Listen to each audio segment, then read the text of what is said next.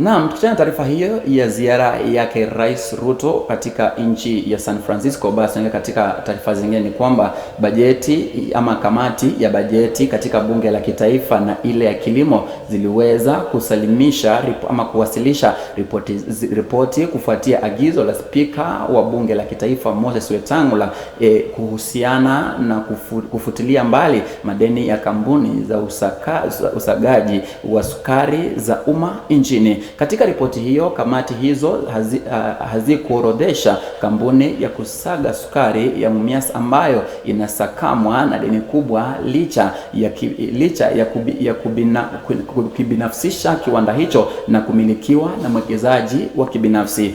Hapa ripoti hiyo. Kulingana na mwenyekiti wa kamati ya bajeti katika bunge la kitaifa na mbunge wa Molo Kimani Kuria na mwenyekiti wa kamati ya kilimo katika bunge hilo John Mutunga, kamati zao zinapendekeza wizara ya fedha kufutilia madeni yanayomilikiwa na kampuni za kusaga sukari za umma kama njia moja ya kuimarisha tena kilimo cha zao hilo katika ngome zinazoendeleza kilimo cha zao la miwa. Speaker, that within 90 days of the House resolution to adopt this report, the National Treasury shall cause payment of Kenya shillings 5,234,465,465,033 shillings as salary arrears and other emoluments for the 5 state-owned sugar companies.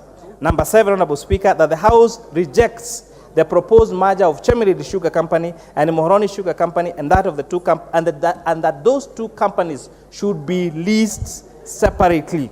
Honorable Speaker, that the House approves the introduction of the 5 cane catchment areas I had said earlier. But most importantly, where cane supply contracts are signed, that this House approves those 5 catchment areas apart from where cane supply contracts have been signed between the farmer and the miller. Kwenye kikao spesheli cha bunge la kitaifa siku ya Alhamisi alasiri, wabunge waliweza kujadili ripoti ya kamati hizo mbili na kuunga mkono mapendekezo yake. I rise to support the report. Mr. Speaker, this report goes a long way in reviving the sugar industry. However, Mr. Speaker, the issue about Miwani must be captured in its right context. I was the Joint Secretary of the Sugar Task Force, and we clearly found out that the land is government land. Workers of Nzoia Sugar Company who are owed money for the longest time are going to be paid. I also support the mambo ni matatu. It pains me, Honorable Speaker, when foreigners, thieves, barons take our companies as a battleground, Honorable Speaker. When people want to fight on the land, on the field of Mumias Sugar Company, Honorable Speaker, and it's as if the government cannot do anything, we cannot do anything, that's unacceptable. To undergo the situation where it is right now is because of the poor privatization model that was used. So I stand to support 100% the model that we have used, because we have realized that this company, these state-owned factories, sugar factories, they cannot compete with the private sectors because they don't have the capacity to have the new machine and also do diversification, value addition, and other factors that are encompassed in. To write off the debt. And I just pray that this time round, let us have a clear balance sheet, because these debts were written off in 2012, but they have still been appearing in the books.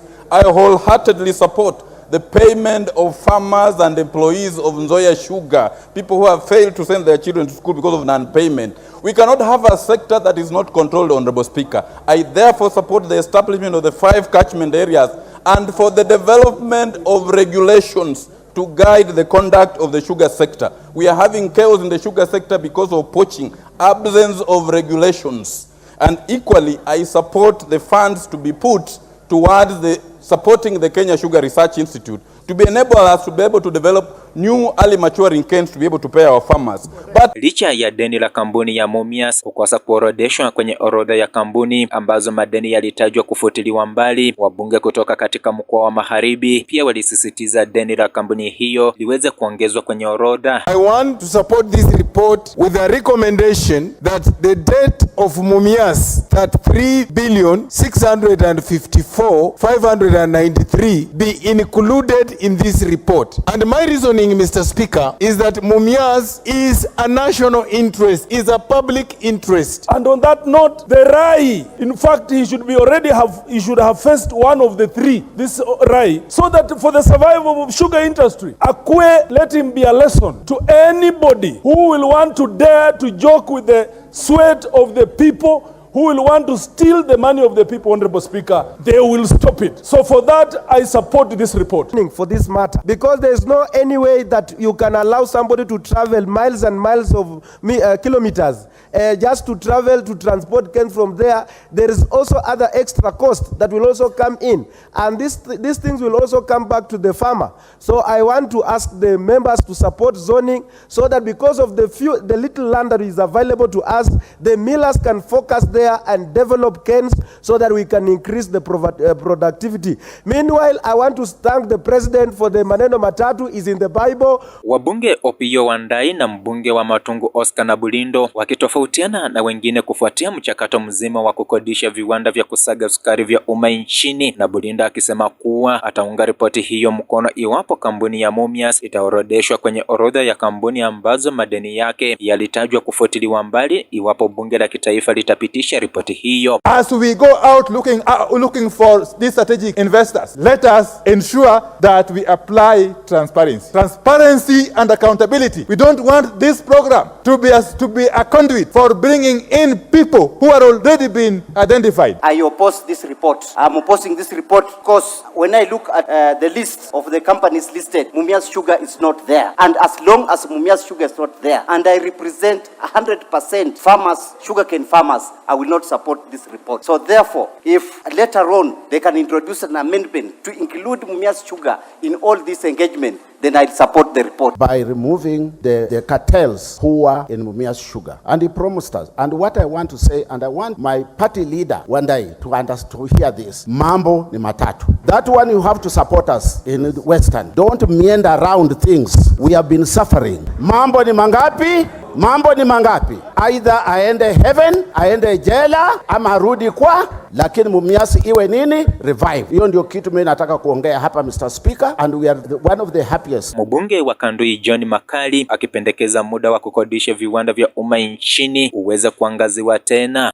In respect to leasing, Honorable Speaker, I want to be very, very clear that this leasing must be done above board. I have looked at the recommendation. I'm saying the leasing is going to be done for 30 years. 30 years is too long a period of time. 2, I have looked at the recommendation, the nucleus and the land that it is being recommended that the lands go back to their original owners. I don't think we need to return back to the original one because people were displaced. These lands were taken over by government. So we need to develop a system where farmers consistently begin taking over this particular industry so that they can be able to run it. Any recommendation that is pro-farmer to empower the farmer to run this particular industry is ultimately welcome. But we must do away with the sugar barons and the sugar economic bandits who have brought the confusion in this particular sector by importing sugar and doing cane poaching. Emmanuel Kilonge, runinga ya Magharibi, majengo ya bunge la kitaifa, Nairobi.